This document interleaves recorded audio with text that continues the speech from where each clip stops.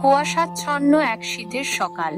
গ্রাম বাংলার নিভৃত এক কোণে জেগে উঠছে একটি মধ্যবিত্ত কৃষক পরিবার। হাড় কাঁপানো ঠান্ডার মাঝেও পেটের তাগিদে মেহনতি মানুষকে ছুটতে হয় মাঠের পানে। এমনই এক ব্যস্ত সকালে আরিফ তৈরি হচ্ছেন তার প্রতিদিনের জীবন সংগ্রামের জন্য। আর অন্দরমহলে চলছে সাবিহার নিপুণ হাতের গৃহস্থালী কাজ। সাবিহা, শুনছো? আজ কি না খেয়েই বেরোতে হবে নাকি? হাতের কাজ কি এখনো শেষ হয়নি? শীতের সকালে এমনিতেই দেরি হয়ে যাচ্ছে, পেটে কিছু না দিয়ে মাঠে গেলে তো শরীর টিকবে না। আরে চড়ছেন কেন? একটু ধৈর্য ধরুন।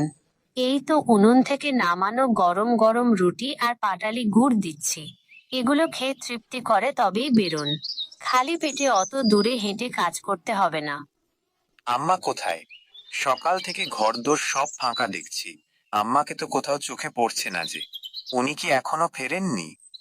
ওই তো, সেই ভোরে যখন আজান দিল তখনই উঠে পড়েছেন। এরপর নিজের অভ্যাস মতো সেই যে নদীর ধারের মেঠো পথে হাঁটতে বেরিয়েছেন, এখনো তার দেখা নেই। এই হাড় কাঁপানো শীতে বুড়ো মানুষের বাইরে যাওয়া কি মোটেও ঠিক? চারপাশে যে কুয়াশা, নিজের হাতই দেখা যায় না। আম্মার শরীরটা তো আর আগের মতো নেই যে সব সহ্য করতে পারবেন। আমি কি কম বারণ করি? কতবার বললাম এই শীতে বাইরে বেরোবেন না, কিন্তু কার কথা কি শোনে। নিজের জেদেই চলেন। তানিয়াও তো দাদির পিছু পিছু সাথে গেছে। আচ্ছা, ওর আজ স্কুল নেই? স্কুল তো আছে, কিন্তু দাদির পিছু ছাড়লে তো। দাদি যেখানে, নাতনি সেখানে। আচ্ছা, আমি এখন আসছি। মাঠে অনেক কাজ পড়ে আছে। ওরা ফিরলে আম্মাকে সাবধানে থাকতে বলো। আর বলো যেন বেশি ঠান্ডা না লাগান। কিছুক্ষণ পর কুয়াশা ভেদ করে তানিয়ার হাত ধরে বাড়িতে প্রবেশ করলেন বাড়ির কর্ত্রী দাদিমা। বার্ধক্য তাকে কাবু করতে চাইলেও তার মনের জোর আর চিরচেনা অভ্যাসগুলো এখনো অটুট। কিন্তু দীর্ঘক্ষণ কুয়াশায় থাকায় শরীরটা যেন বড্ড বেশি জবুথবু হয়ে পড়েছে। ও বড় বউ, তাড়াতাড়ি এক কাপ ধোঁয়া ওঠা চা দাও তো মা। হাত পা একদম জমে কাঠ হয়ে গেছে। আজ বড্ড বেশি শীত ধরেছে গায়ে। একটু গরম চা খেলে চনমনে লাগবে। আম্মা, আপনাকে কত করে বললাম এই কুয়াশার মধ্যে বেরোনোর কি দরকার ছিল? শরীরটা যদি জখম হয় আর ঠান্ডা লেগে জ্বর আসে, তখন তো আমাদেরই দুশ্চিন্তা হবে। আরে না রে মা, অলস বসে থাকলে শরীর জং ধরে যায়। একটু হাঁটলে বরং শরীরটা ভালো থাকে। আর দেখো, ফেরার পথে রহমত চাচার ক্ষেত থেকে কিছু টাটকা শিম আর ধনেপাতা নিয়ে এলাম। একদম বিষমুক্ত সবজি। আজ দুপুরের রান্নায় এগুলো দিও তো। আপনি অনেক পথ হেঁটেছেন, আগে একটু জিরিয়ে নিন।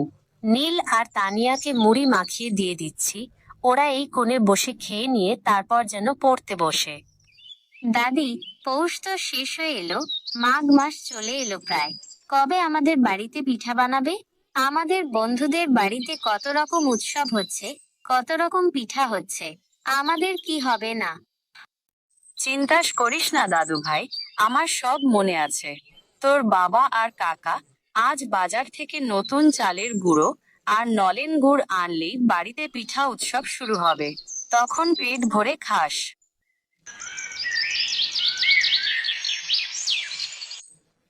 উঠোনের এক কোণে মিষ্টি রোদের আশায় বসেছিল ছোট্ট নীল। পিঠা উৎসবের আনন্দ আর গুড়ের মিষ্টি ঘ্রাণ যেন তার কল্পনার জগৎকে রঙিন করে তুলেছে।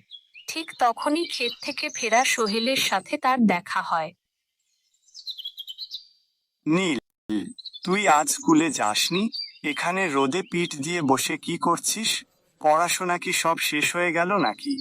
বাবা, দাদি বলছিল তুমি আর বড় আব্বু আজ বাজার থেকে নতুন গুড় আর নারকেল আনবে। তাই তোমার অপেক্ষায় এখানে পথ চেয়ে বসেছিলাম। পিঠা খাবতো, তাই খুব আনন্দ হচ্ছে। আচ্ছা, পাগল তো। গুড় তো আর পালিয়ে যাচ্ছে না। এখন যা দেখি ঘরে গিয়ে মন দিয়ে পড়তে বস। আমি ক্ষেত থেকে একবার ঘুরে আসি। বড় ভাই অনেকক্ষণ আগে গেছে, একা সব সামলাচ্ছে। আমাকেও হাত লাগাতে হবে। সোহেল মাঠে গিয়ে পৌঁছাল বড় ভাই আরিফের কাছে। দিগন্ত জোড়া হলদে সরিষা ক্ষেত যেন প্রকৃতির এক অপূর্ব দান। কিন্তু কৃষকের চোখে আজ সেই সৌন্দর্যের আড়ালে ঘনিয়ে আসা এক কালো মেঘের ছায়া। কুয়াশার নিষ্ঠুরতা ফসলের স্বপ্নে আঘাত হেনেছে। বড় ভাই, এই যে আমি এসে গেছি। সরিষা ক্ষেতের হলুদ ফুলে সারা মাঠ ভরে গেছে। দূর থেকে অবস্থা তো বেশ ভালোই মনে হচ্ছে। এবার বোধহয় ভালো ফলন পাবো। দেখতে তো ভালোই রে সোহেল, দেখলেই মনটা জুড়িয়ে যায়। কিন্তু গত দুদিনের এই ঘন কুয়াশা আর শিশির যে হারে পড়ছে, তাতে সরিষার ফুলগুলো সব কালচে হয়ে ঝরে যাচ্ছে। যা আশা করেছিলাম, হয়তো ততটা লাভ আর হবে না এবার। তুমি মিছে মিছে এত দুশ্চিন্তা করো না ভাই। কপালে যা লেখা আছে তাই হবে। আল্লাহ ভরসা। তবে আম্মার জন্য তো আবার নতুন করে ওষুধের কোর্স কিনতে হবে। সেটার টাকা জোগাড় হবে তো? সেটাই তো ভাবছি বসে বসে। সংসারের নিত্যদিনের খরচ, সামনে বাচ্চাদের স্কুলের নতুন সেশনের বেতন আর বই কেনা, সবই তো এই ফসলের আয়ের ওপর নির্ভর করছে। ফসল নষ্ট হলে চোখে সর্ষে ফুল দেখব। মাঠের দুশ্চিন্তা যখন ভাইদের কপালে ভাঁজ ফেলেছে, ঠিক তখনই বাড়িতে ঘটে গেল এক অঘটন। হঠাৎ অসুস্থ হয়ে পড়লেন দাদিমা। সাবিহা আর ছোট বউ মিলির মধ্যে এক নিদারুণ আতঙ্ক ছড়িয়ে পড়ল। দিদি, মার নাকি হঠাৎ খুব শরীর খারাপ লাগছে। নীল গিয়ে আমাকে ডেকে আনল। আমি তো শুনেই দৌড়ে এলাম। হ্যাঁ রে মিলি, রান্নাঘরে কাজ করার সময় নীল এসে বলল দাদি হঠাৎ মাথা ঘুরে বারান্দায় বসে পড়লেন। আমি তো খুব ভয় পেয়ে গেছি। বুড়ো মানুষ তো। আরিফ আর সোহেলকে দ্রুত মাঠে খবর পাঠাতে হবে। তুমি অত ঘাবড়াও না দিদি, আমি নীলকে এখনই পাঠিয়ে দিচ্ছি মাঠে ওদের ডাকতে। ওরা আসুক। তুমি ততক্ষণ দাদিমার মাথায় একটু জল দাও আর বাতাস করো। ওরে তোরা কেন এত হইচই করছিস? আমি ঠিক আছি রে। একটু রোদে হেঁটেছি তো, তাই হয়তো রক্তচাপের হেরফের হয়েছে। শুধু একটু দুর্বল লাগছে আর চোখ ঝাপসা লাগছে। একটু শুলে ঠিক হয়ে যাবে। খবর পেয়ে মাঠ থেকে ছুটে এলেন আরিফ আর সোহেল। কিন্তু অর্থাভাব যে কতটা নিষ্ঠুর হতে পারে তা এই মুহূর্তে তারা হাড়ে মজ্জায় টের পাচ্ছেন। চিকিৎসার প্রয়োজনীয়তা থাকলেও হাতে কোনো সংস্থান নেই। এই সংকটকালে পরিবারের নারীরাই হয়ে উঠলেন ত্যাগের মূর্ত প্রতীক। কি হয়েছে আম্মার? সাবিহা, শরীর এত খারাপ হলো, অথচ এখনো ডাক্তার ডাকলে না কেন? এভাবে ফেলে রাখা তো ঠিক হচ্ছে না। ডাক্তার ডাকতে হবে তো আমি জানি গো, কিন্তু আমি কি করব? ঘরে তো ডাক্তার দেখানোর মতো একটা টাকাও অবশিষ্ট নেই। আপনাদেরও তো আজ মাঠে ফসলের দশা খারাপ। আপনারাও তো খালি হাতেই ফিরলেন। ফসলের দশা তো আজ নিজের চোখে দেখলে। কুয়াশায় সব শেষ হয়ে যাচ্ছে। এখন দেখছি আম্মার চিকিৎসার জন্য সেই মহাজনের কাছেই আবার মাথা নিচু করে হাত পাততে হবে। বড় বিপদ।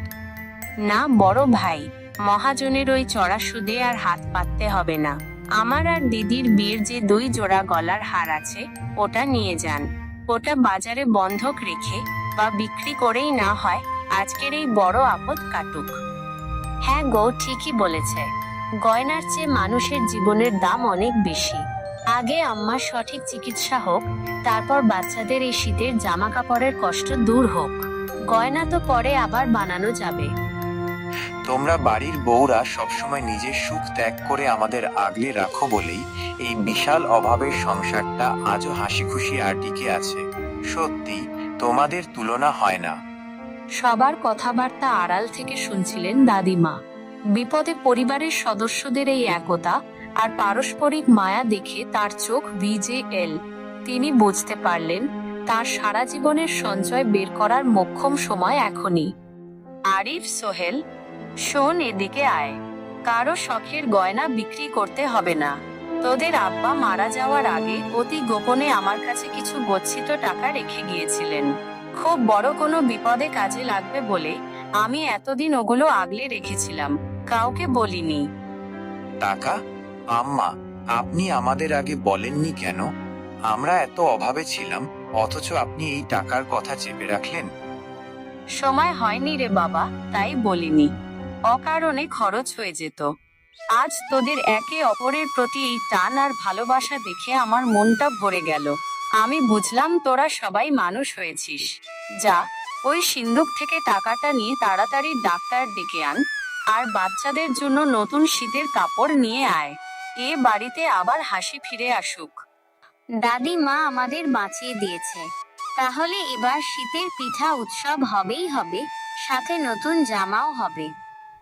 অন্ধকারের পর যেমন ভোরের আলো ফোটে, তেমনি পরিবারের এই মহাবিপদ মুহূর্তে দাদিমার বুদ্ধিদীপ্ত সঞ্চয় আর সন্তানদের পারস্পরিক ভালোবাসা পরিবারে ফিরিয়ে আনল আনন্দের জোয়ার। শীতের কুয়াশা ভেদ করে সেখানে ফুটল প্রশান্তির এক অম্লীন হাসি।